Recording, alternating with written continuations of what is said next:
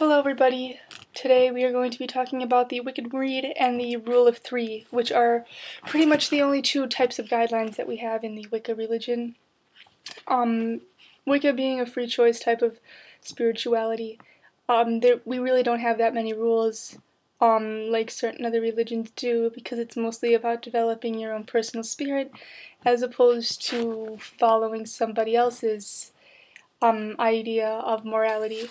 The Wiccan Rede is as follows, and it harm none, do as ye will, which basically means whatever your aspirations or goal in life is, pursue that, provided that you aren't causing any damage to anyone.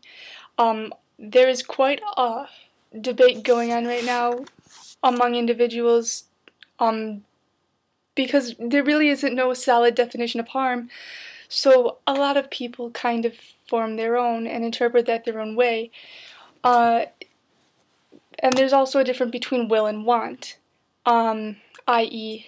you want a brand new Corvette or you want to win the lottery, but your will is your long-term goals, so to speak.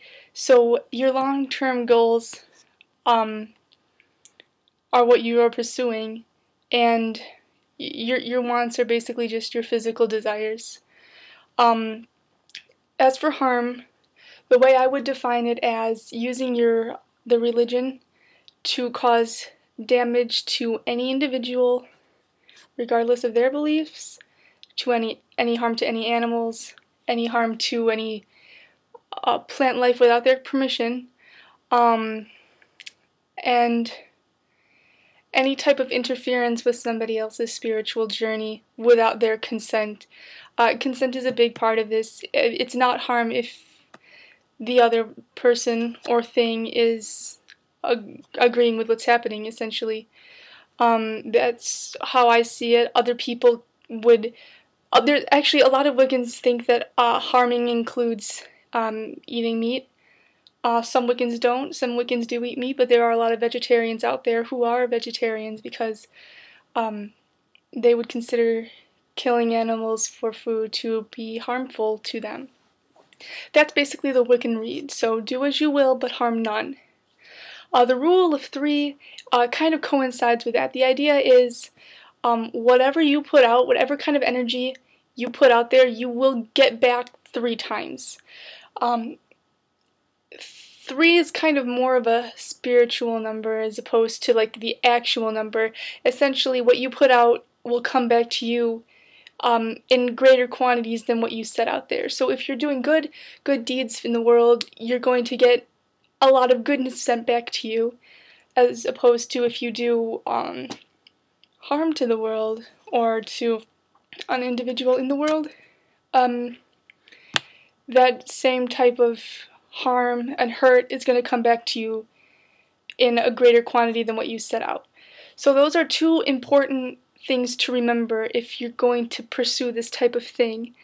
To always remember to keep the peace with each other. That's extremely important.